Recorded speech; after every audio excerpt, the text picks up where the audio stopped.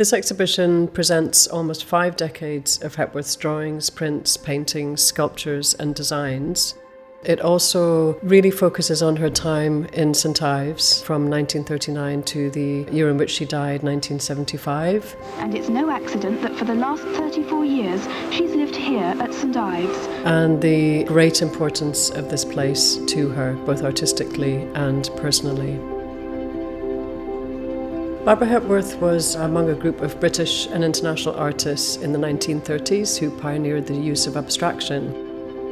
She developed a unique sculptural language, primarily working in wood, stone and metal. Over her lifetime, she created a vast number of works, ranging from really intimate works that you'll see in the exhibition to the monumental. She helped give British sculpture its international status. Now no museum is complete without its own personal Hepworth. The exhibition begins with a display of a small selection of work from the 1930s, 1950s and 1960s that really brings together some of the key materials that Hepworth worked in, the stone, wood and bronze, but also what Hepworth identified as 3 key formal categories. Much of her practice could be separated into. The standing form, often considered as a standing figure in a landscape. The two form, which incorporates 2 forms placed in relationship to one another, or the curved form or closed form, which incorporate her spherical sculptures and sculptures where 2 sides curve around a piercing or an opening in the middle. And these are traits that we see throughout the rest of Hepworth's work and throughout the rest of the exhibition. This section of the exhibition is all about Barbara Hepworth's journey into abstraction. It begins with a couple of portraits of her ex-husband, John Skeeping, who she married in the 1920s and with whom she had a son, Paul. And in these drawings, you'll see that they're still very figurative and very true to life. And as you move through the room, you see this shift from depicting her ex-husband, John Skeeping, in a figurative manner to a work such as Torso 1913 that's made of wood, which has lost any kind of direct relationship to any person or an identifiable human being. And by the time we get to Discs in Echelon 1935, you have a sculpture made of 2 beautiful pure white discs, so total abstraction.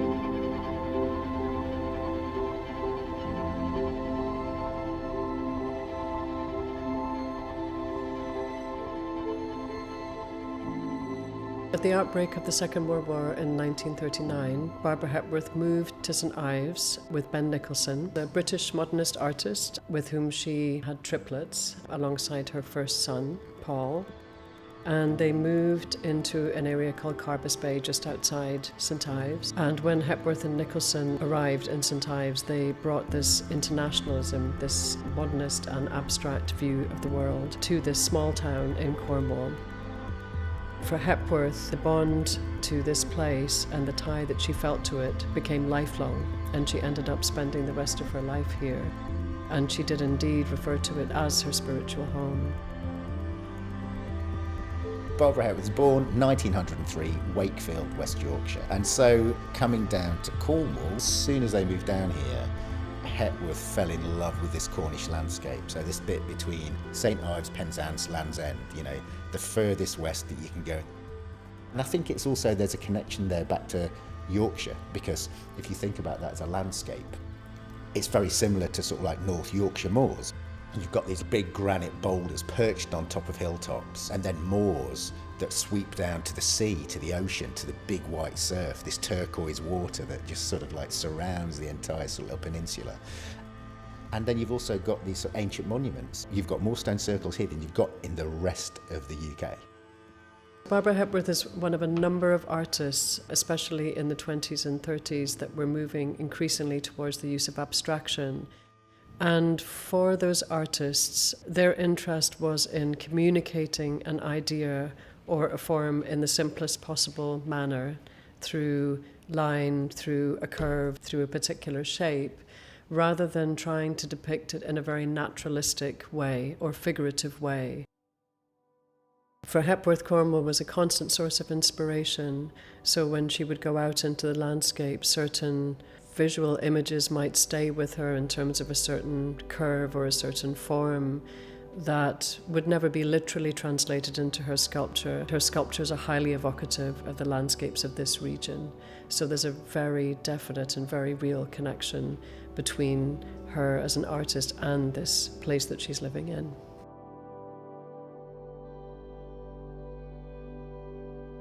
In some of the works in this room, such as Curved Stone with Yellow, 1946, with this beautiful kind of yellow oak middle to its form, alongside another exquisite work called Small Stone with Black Strings, really communicate this sense of her body in the landscape and the kind of forces and the energies that she could feel in moving around this landscape. Really, they do communicate the feeling of the sea or the feeling of the landscapes.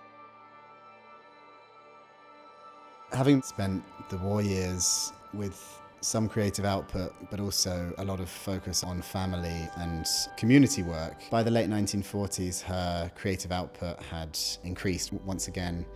And she was particularly interested in the late 40s and 50s in interactions between figures. And she said that she began to consider a group of separate figures as a single sculptural entity.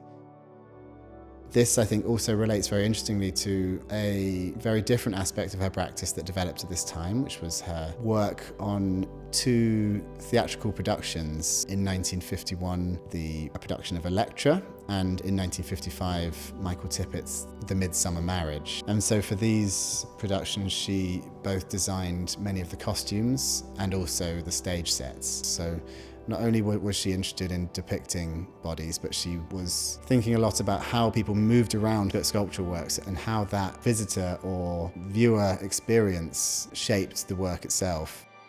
And so with the stage and costume designs, she took this a step further by actually activating her works through the movement of figures on the stage. We show some of the perhaps lesser known aspects of Hepworth's output, whether in her textile designs in the 1930s or in this work that she did for stage productions.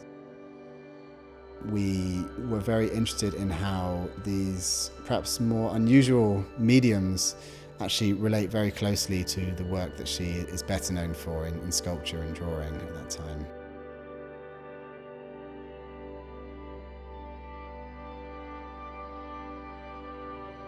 In 1949, Hepworth bought Trewyn Studio, which was a really transformative moment in her practice. What it gave her was a place to work in St Ives that was incredibly private. When you enter this space, there is a house she used as her home, but there's a most beautiful garden which she personally nurtured. If you look there today, you can see these beautiful pieces of marble just waiting to be carved. And she referred to these pieces as her flock of sheep sometimes, so that she was literally waiting to kind of carve the life into them as sculptural objects. So for her, Trewyn was an incredibly special place, and even today, it's like an oasis in the middle of St Ives. On a personal level, the late 1940s is perhaps somewhat of a challenging period for Hepworth as a person, because it's the time of the deterioration of the relationship with Ben Nicholson. And it is an interesting time because while she is still working in abstraction, she returns to the use of the figurative form. So she starts to draw operating theatres of hospitals in works such as Fenestration of the Ear, The Microscope. She's observing from real life as she's drawing in a way that she hasn't done for many years. So there's something around that return to the kind of human, that return to the naturalistic that comes out at this time that makes you feel quite connected to her in a different way. You have very much more of a sense of her as a person.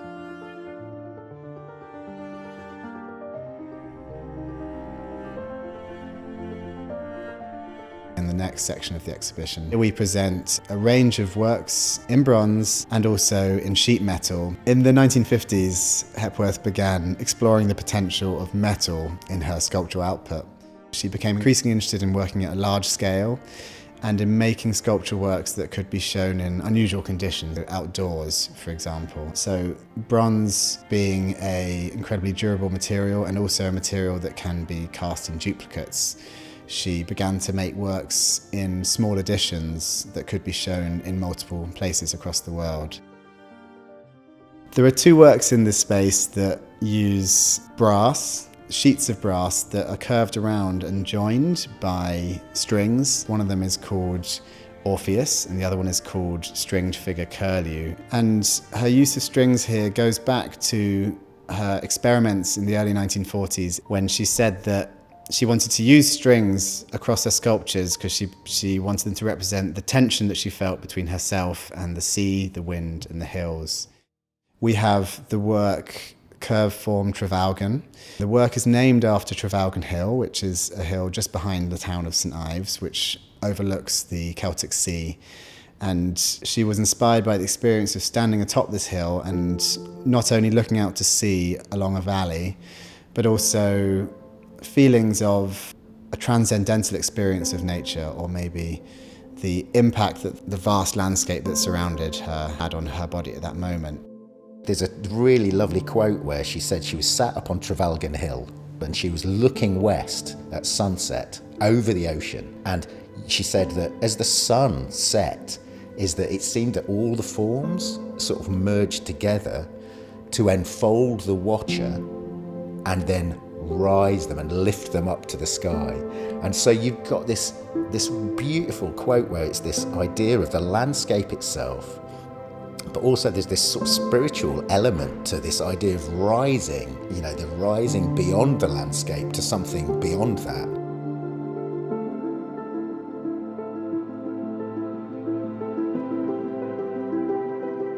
This room is entirely devoted to the work Single Form, which Hepworth made from 1961 to 1964. She made the prototype in St Ives, and this was made in a second studio that she acquired called the Palais de Danse. And this second studio gave her the possibility to work on a very large scale, indoors as well as outdoors. And it was there that she created this piece, the Single Form, which she made in honour of Dag Hammarskjöld, the Secretary General of the United Nations. The world was shocked by the news of the sudden death in a plane crash of one of the world's bravest, most dedicated peacemakers, Dag Hammarskjöld. One of the interesting things about Single Form is that it also demonstrates Hepworth's interest in art and society, and especially her interest in the politics of the day. Dag Hammarskjöld and Barbara Hepworth corresponded often around their ideas about society and the betterment of society. But what was not known at the time is that he would very tragically die in 1961. So the Single Form ended up being kind of tragic memorial to Dag Hammarskjöld.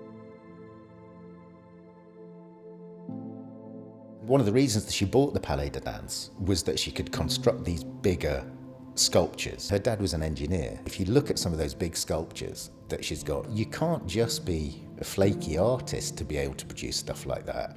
It's dangerous. So you need to be able to think. It's about welding. It's about using really practical engineering skills. She's got this very creative, intuitive, feeling side, and then this really practical, logical engineer's brain about construction. And she's able to marry the two to create these big sculptures that are still standing today.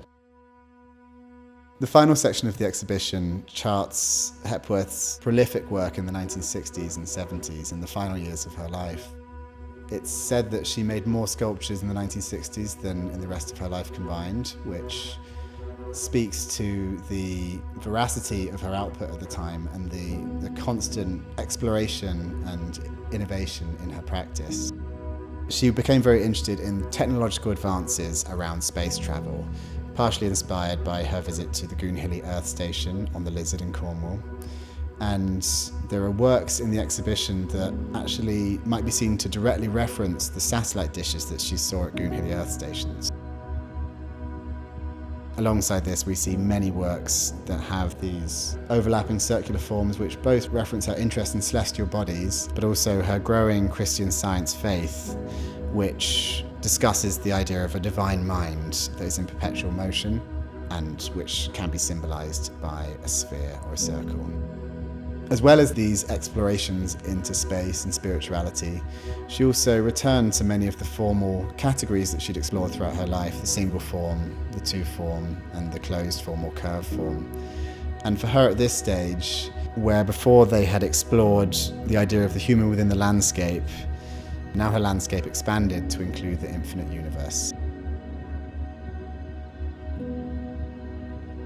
Hepworth passed away in 1975 in a small fire at her Trewyn Studio, but she left behind her a legacy that is perhaps unparalleled in British art in the 20th century. Her expansion of the field of sculpture and abstraction was influential to numerous artists, both at the time she was working and in the years following her death. Her presence as a key figure is still felt both here in St Ives and more widely across the UK and the rest of the world.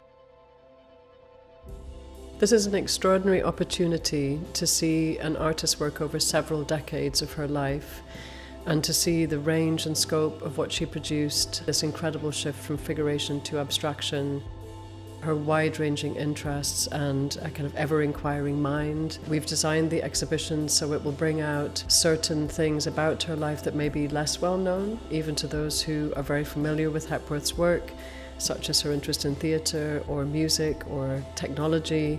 So even for those who are familiar, we hope that they come away with a fresh perspective on why she's such an important artist.